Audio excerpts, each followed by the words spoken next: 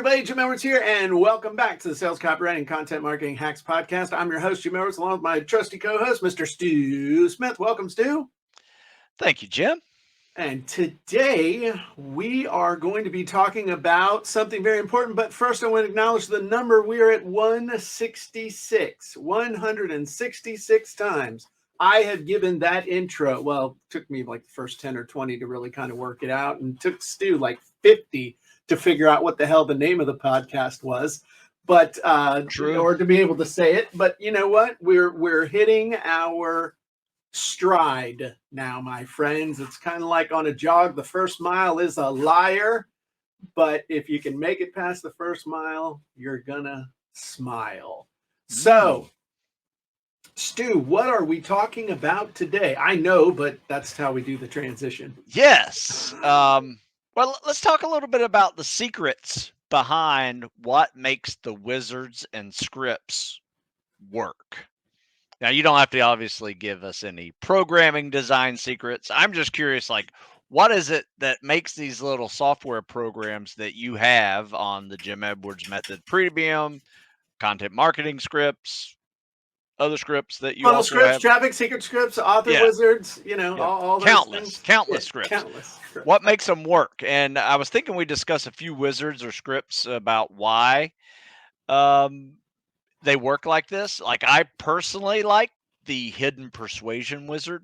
In fact, I use the hidden persuasion wizard for kind of like self-product reviews, right? So I create something about this program that I have, this book that I have, in the hidden persuasion wizard format, which basically just gives, what's a good word for it? I don't know. Kind of gives a little synopsis of what the program's all about, who's it for, and then hits you with a really good offer on the back end. And I have found them to be very useful for just that process alone when I'm writing about a new product, to not forget about the system that the hidden persuasion wizard allows me to go through. Right. Okay. So what's the question? What's the secret behind why do the wizards and scripts work as opposed to blueprints that suck and like Mad Libs type stuff?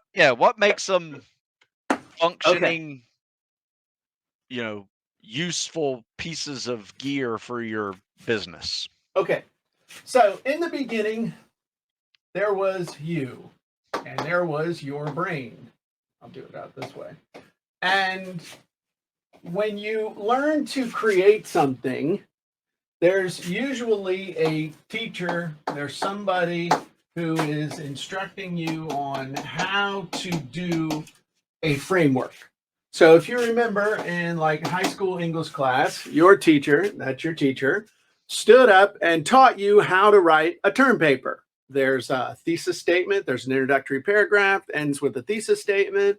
Then there are a certain number of paragraphs, depending on whether it's a 2-page, 3-page, 5-page, or 10-page paper. Remember the 10-page paper in high school? The one that everybody thought was going to drive them insane. And it's like, wow, that's a 10-page paper, but it's double spaced with it's like 4,000 words. I mean, that's not even breathing heavy now for an afternoon for us. But back then, it's this big, oh my God, we're all going to die. And so what the teacher taught you was a framework. And then what happened was you had to take this framework, you had to pull it into your mind, and it's competing with everything from, girlfriends and after school sports and all this other stuff. And you're trying to learn this framework. So then you got to take all your blah, blah, and you got to figure out how to put it into this framework inside your head. Literally, that's, like, here's what a term paper is. Like, oh my God, I got to write a term paper. And for whatever reason, when I was a kid, I realized, hey, there's a framework. I didn't call it a framework, but there's a pattern. There's a pattern that helps you win. And so I learned that the most important pattern The most important parts of the pattern were the thesis statement and the summary statement, which were just basically reframing of each other. If your thesis statement was amazing and your conclusion statement was amazing, the rest of the stuff in the middle could be half-assed and you could still get a B. If you had an amazing thesis statement, an amazing conclusion statement, and actually thought about what you were doing and spell checked, you could get an A. In fact, I was the only kid in my AP English class in high school in my class that got an A on their end of the year paper. And that was because I learned the most important parts of the framework. And what I also learned over the years with advertising and ads and sales letters and everything else is that there's a framework for anything. And what most people will tell you is like, hey, if you're amazing at something, how do you do that? And, oh, I spent years and years and years doing this. And, you know, one of the things they tell you with sales copy is to literally copy over somebody else's sales letter by hand to try and inculcate. That's a fancy word for absorb or otherwise become totally aware of the pattern. But my thought was, well, why the hell do I need to learn the pattern? Because that takes a long time. Why do I need to internalize? And really, that's a better word. There's learning the pattern and there's internalizing the pattern. And those are two different things. Learning the pattern is, you know, hey, this is the pattern. This is what a term paper looks like. Internalizing it is like, takes a long time. So what I realized is that once you have learned the pattern, that you could just apply your own stuff to it. But then I realized that later with the wizards is that you don't have to learn it. You don't even have, you sure as hell don't have to internalize it. All you have to do, or all I had to do, was figure out the parts that I would need to get from somebody's head and plug them into the framework. Now, before you're like, oh, well, that makes perfect sense, Jim. I can do that. I'm just going to go find something that works and I'm going to white out certain things and then I'll just tell people to fill in the thing. No, that's called Mad Libs. That's not called a framework. Mad Libs is designed for stuff to not make sense. With the wizards and scripts, it's designed that pretty much no matter what you throw up into the form, it's going to come out, one, unique to you. Well, number one, it's going to work. Number two, it's unique to you. And number three, it gives an amazing result without you having to learn or without you having to internalize. That's why they work, okay, mechanically.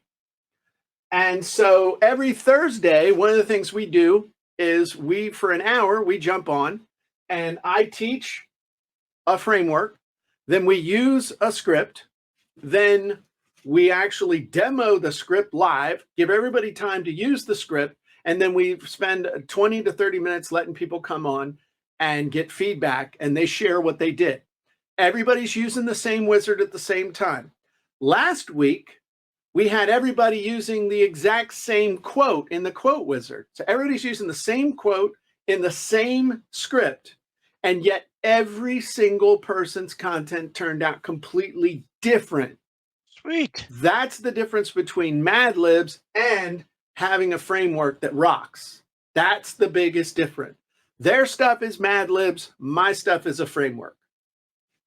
So it's really hard to put them together. It's like Steven Tyler said one time on American Idol. He said, it costs a lot of money to look this trashy. It takes a lot of effort to make something this simple, but the results are changing people's lives. They're changing people's results and helping them to get amazing stuff to happen in their businesses. So that's kind of how the scripts work. That's the secret. I don't do templates. That's the difference. Other people sell templates, and templates mean everything sounds like everybody else. I do frameworks. and that's why my stuff works. So you were saying, let me make sure.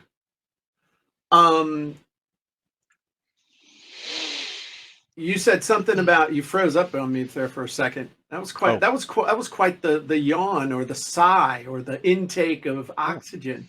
Sorry. That's okay. So what I'd like to do is just show everybody the hidden persuasion wizard. Hey, before you do, I Okay. don't know, which one do you think is more important? Show the output that I had from the hidden persuasion wizard, or you want to show the hidden persuasion wizard? So what I thought we could do is show the hidden persuasion wizard real quick, and then we could show your output. Okay, sounds great. Let's do it. So then they'll have a context for where it came from. Okay. So what this does, and I'm the bottom line is how these wizards work, in case you don't know, is you fill out a form and whack a button and get an amazing result. So if I were to, let's say, and the one sentence persuasion is based on a course that you can actually download by a guy named Blair Warren. It's pretty interesting what he does. And so let's just do one for like the write a book. And there's an example in there, but what this is it's almost like a mind reading script. It's where you're talking directly to somebody to the point they're like, oh my God, how do you know? How do you know what I'm doing? You know, how do you know me? You know, I know you. It's a struggling offer. I'm confident that your overriding aim or that your aspiration is to publish a book. The end result you need is the authority and credibility of being a published author, the payoff you want. So anywhere it's blue, you can click this. The past, you've not gotten the results you want in writing even simple reports in school. In fact, if you're like most people, you're really apprehensive, you're worried about missing out on getting published. It's actually not your fault, because writing a book is different than writing in school to make some grumpy teacher happy. Well, here's some good news. The thing that's preventing you from reaching your goal is the idea that you must publish with a traditional publisher, which means the actual culprit here is the nonsense people who don't know what they're talking about spew about book writing. But you don't have to worry about this, because it's very possible, in fact, quite simple, to create a book in less than a week if you know the process. So there's a bunch of different ways to write it out. But that's the gist of it, is that I can fill it out for a book thing. Somebody else can fill it out for something to do with spec ops, and it's using the framework, but what it spits out is completely different. So do you want to share what you came up with from that? Sure. In fact, let me do that. So I have hidden persuasion wizard. This is the outcome. So you can get these printed out or not printed out, but downloaded as Word files. Can you zoom in on that a little? Yeah, sure. That better? A little more. There you go. All right. Okay. So hidden persuasion wizard, and something I want to show you is you get 3 outputs of this. You get the I know you. You're a special ops candidate. I'm confident that your overriding aim is to make it to and through selection. You also get in the past, your overriding aim has been to make it to and through. So it's like you said, it's this mind reading thing of that you're trying to trigger your audience in some way. Right. And then the other one I like is, do you have a dream? Right. Do you want to make it through this? So let me just show you something real quick that I did with this output. Okay. And you can see it's just it's like a 1-pager. But let me stop sharing this real quick. Okay. Am I sharing it now? I'm not sharing anymore, am I? Okay, no, good. it's not showing. All right, so now let me go to my Chrome tab. And I wanted to do this for my latest 2 programs, because they kind of go together. All right, Okay. Can you see that? Can you see this? Yeah, can you zoom in a little bit? Yeah. All right, so these are my latest 2 programs. But notice what I did here. I took the I know you section and the you have a dream section and put them together. Excuse me. watch this, right? So I know you. In fact, I have been you. Your dream is to make it through advanced level to and through advanced level spec ops training, and there's a link to that, and become a member of a spec ops team. It does not matter what branch of service you want to join. All the selection programs are tough and yield a 50 to 80% attrition rate.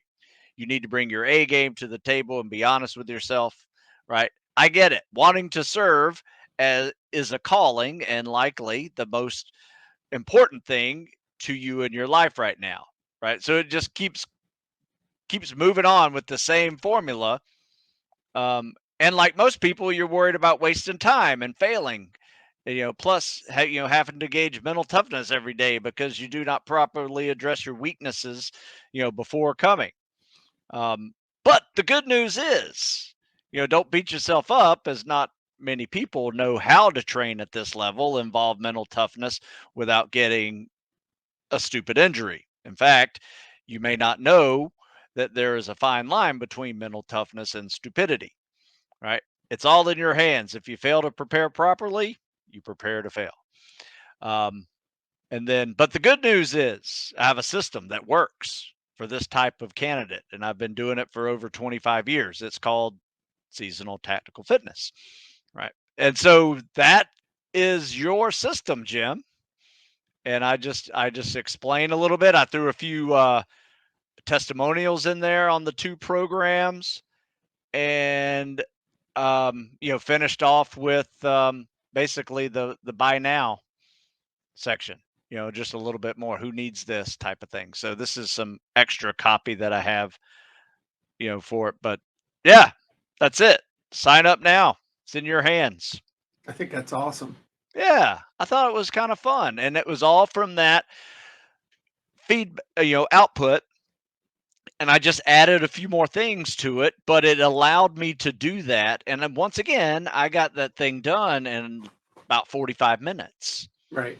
The whole thing from Yeah. start to like posting it up and then send it out on social media as a story, that whole article and the link behind it. And, it was a good day.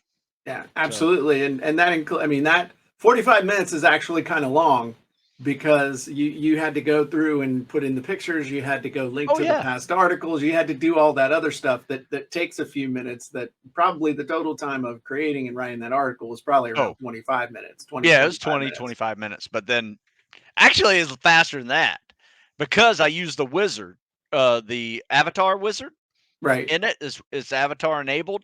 So I actually produced that outcome in about 12 minutes, 12 to 15 minutes, and then cut and paste it, put it into my, you know, um, Shopify blog store and just went to town. That makes a lot of sense. That's Yeah. awesome. And like I say, the biggest thing is when you have access to a framework instead of a template, that's what makes all the difference. Because a template, again, it just it's like this is just a template, but the framework creates an original new piece of copy for you, or content, whatever it is. And in this case, I always like what you do because you use them the way I don't people intend for it to get used. You still get a great result, but it's like, dude, I never would have thought to use it like that. But you just took it and used it as the basis of an article and started adding a bunch of other stuff to it, and then combining those two. I think is awesome. Yeah. Well, thanks. I don't know if you noticed, if you guys are listening, you noticed that the similarities between, you want to write your first book and, basically using this as a descriptive sales copy for two books. Right. It was very similar. Like you Yeah. could see the The pattern is there, but pattern. Yeah. the pattern is different than a template.